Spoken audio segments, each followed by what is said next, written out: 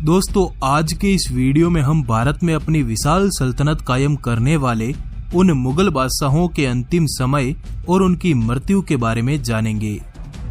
हम जानेंगे कि आखिर इतनी विशाल सेनाओं वाले इन बादशाहों को आखिर किसने और कैसे मारा। दोस्तों, इस वीडियो में हम अलाउद्दीन खिलजी से लेकर औरंगजेब, अकबर और बाबर की मौत से जुड़े राज से पर्दा उठाएंगे। साथ ही हम आपको यह भी बताएंगे कि इन मुगल सुल्तानों की कब्र आज कहां है और किस हालत में है।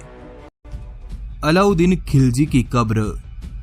दिल्ली से लेकर संपूर्ण भारत में अपनी विशाल सेनाओं को दौड़ाने वाले अलाउद्दीन खिलजी का जन्म अफगानिस्तान के जाबुल प्रांत में हुआ था।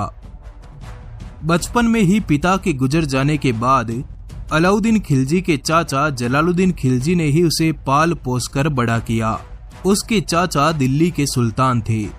उसने अपने प्यारे भतीजे अलाउद्दीन को अपनी सेना का कमांडर भी बनाया और अपनी बेटी का निकाह भी उससे करवाया। अलाउद्दीन ने भी अपने चाचा का दिल जीतने के लिए दिल्ली के आसपास की हिंदू सल्तनतों पर भयानक धावे बोले। इन धावों से अलाउद्दीन को बेशुमार खजाना मिला। इस खजाने से उसने अपनी विशाल सेना का निर्माण किया। अपने इसी विशाल लश्कर के साथ उसने देवगिरी के यादवों के राज्यों पर चढ़ाई की। बेशक देवगिरी से अलाउद्दीन को अकूत अपार खजाना हाथ लगा। हजारों हाथी, घोड़े, हीरे, माणक और गुलामों के साथ अलाउद्दीन पुनः दिल्ली की तरफ बढ़ा। इन जीतों से अलाउद्दीन की चाह बढ़ती चली गई। अब वो दिल्ली की सत्ता पाने की फिराक में लग गया। इस सत्ता को पाने के लिए उसने अपने ही चाचा की पीठ में खंजर भोंककर उसकी सल्तनत पर कब्जा कर लिया। अलाउद्दीन ने मंगोलों की सेना को हराकर 8000 मंगोलों की गर्दनें काटकर उन गर्दनों से अपने किले का निर्माण करवाया। अलाउद्दीन को सबसे बड़ी टक्कर रणथंभौर के योद्धा हमीर देव चौहान से मिली। 4 जनवरी सन 1316 को 48 साल की उम्र में अलाउद्दीन मर गया। आज अलाउद्दीन की कब्र दिल्ली के मेहरौली में है, जहां उसका आलीशान मकबरा भी बनवाया गया। पर दोस्तों, आखिर अलाउद्दीन खिलजी मरा कैसे? दरअसल अपने शासन के अंतिम दिनों में अलाउद्दीन को एक भयंकर बीमारी हो गई। उसकी पूरी त्वचा काली पड़ गई थी, जिससे उसके पूरे शरीर में भयानक दर्द के अंगार फूट पड़े। इस दर्द ने उसे इस कदर मौत दी कि उसके मंत्रियों तक ने जहर के डर से उसे हाथ तक नहीं लगाया। इतिहासकारों का मानना है कि अलाउद्दीन खिलजी की बीमारी का कारण उसका गुलाम मलिक काफूर था। उसी ने अंत में अलाउद्दीन को मार डाला था। औरंगजेब की कब्र। औरंगजेब का जन्म 4 नवंबर सन 1618 को गुजरात के दादोह में हुआ था। उसे हिंदुस्तान का सबसे क्रूर और कट्टर शासक माना जाता है। वो मुगल सल्तनत का 5वां शासक था, जिसने अपनों को छोड़ा न परायों को। सत्ता पाने के लिए औरंगजेब ने अपने ही पिता को कैद कर अपने बड़े भाई दारा सिकोह को मौत के घाट उतार दिया। औरंगजेब ने न सिर्फ अपनों को मारा, बल्कि उसने हिंदुस्तान के कई प्राचीन मंदिरों को धराशायी कर दिया। औरंगजेब के खिलाफ खड़े होने वाले गुरु तेग बहादुर, छत्रपति संभाजी राजे सहित कई हजार लोगों को औरंगजेब ने बड़ी दर्दनाक मौत देकर खुद को एक दरिंदा घोषित कर दिया। परंतु औरंगजेब की हिंदू विरोधी नीति के कारण संपूर्ण भारत में चारों ओर मुगल सल्तनत के खिलाफ कई मजबूत ताकतें खड़ी हो गई, जिन्होंने अंत में मुगल सल्तनत को पूर्णतः समाप्त कर डाला। पर दोस्तों, हिंदुस्तान के इतिहास के सबसे क्रूर शासक की मौत आखिर हुई कैसे? दरअसल साल 1683 में औरंगजेब उत्तर भारत के विद्रोहों को शांत करने के बाद सत्ता विस्तार के उद्देश्य से अपने विशाल लश्कर के साथ दक्षिण की तरफ बढ़ा। वो इस दौरान अगले 25 सालों तक मराठों को शांत करने का प्रयत्न करने लगा।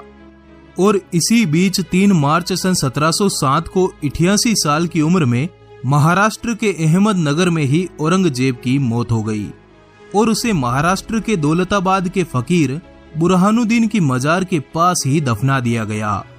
पर दोस्तों, एक बड़ा वर्ग तो यह भी मानता है कि बुंदेल केसरी वीर छत्रसाल ने औरंगजेब के पेट में जहर से सना खंजर भोग दिया था, जिसके कारण वो अगले 3 महीनों तक तड़प तड़प कर मर गया। बाबर की कब्र।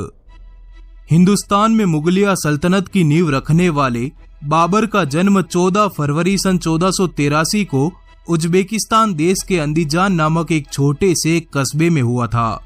साल 1526 को काबुल की चट्टानों को पार करते हुए बाबर ने अपने विशाल लश्कर के साथ हिंदुस्तान में प्रवेश किया। बाबर के पास अत्याधुनिक सेना थी। बाबर की इस सेना के पास तोप और बारूद का एक बड़ा जखीरा था, जिसके दम पर बाबर ने पानीपत और खानवा के युद्धों में अपनी जीत का परचम लहराया। हिंदुस्तान में बाबर को सबसे बड़ी टक्कर राणा सांगा ने दी। खानवा के युद्ध में राणा सांगा और बाबर के बीच भयानक संग्राम लड़ा गया। राणा से जीत के बाद 28 मार्च सन 1528 को बाबर अयोध्या नगरी आया, जहां उसने प्रभु श्री राम के पावन मंदिर को अपवित्र कर दिया। यहीं से उसने आगरा में अपनी सेना का अंतिम पड़ाव डाला। 26 दिसंबर सन 1530 को आगरा में बाबर मर गया। बाबर की इच्छा थी कि उसे काबुल में दफनाया जाए। इस कारण पहले तो उसके शव को आगरा में दफनाया गया, बाद में उसकी अस्थियों को काबुल में दफना दिया गया। अफगानिस्तान के काबुल में आज भी बाग-ए-बाबर के नाम से बाबर का अलीशान मकबरा बना हुआ है। बाबर को उज्बेकिस्तान में राष्ट्रीय नायक माना जाता है। वहां के लोग उसके सम्मान में सर झुकाते हैं। अकबर की कब्र। साल 1605 ईस्वी में अकबर की मौत हो गई। उसे आगरा के निकट सिकंदरा में दफनाया गया। पर अकबर की मौत आखिर हुई कैसे? आखिर कौन है अकबर की मौत का जिम्मेदार? दरअसल अकबर की मौत अक्टूबर सन 1605 में उस समय हुई जब अकबर को पेचिश नामक एक भयंकर बीमारी हो गई, जिसका उसे इलाज भी नहीं मिल सका। दूसरी ओर उसका चहेता बेटा सलीम राज सत्ता पाने के लिए तरह तरह के षड्यंत्र रचने लगा। उसने अपने भाइयों से लेकर अकबर के कई विश्वास पात्रों को मरवाने की कई कोशिशें कर डाली। अपने लाडले बेटे की इन करतूतों और पेचिश की बीमारी ने अकबर को तड़पा तड़पा कर मार डाला। 63 साल की उम्र में मरे अकबर को आगरा के निकट सिकंदरा में दफना दिया गया, जहां उसका आलीशान मकबरा भी बनवाया गया, जो आज कुछ ऐसा दिखता है। इतिहासकार मानते हैं कि अकबर की मौत का जिम्मेदार अकबर का बेटा सलीम ही था, जो अकबर के बाद जहांगीर के नाम से मुगल सल्तनत का अगला बादशाह बना।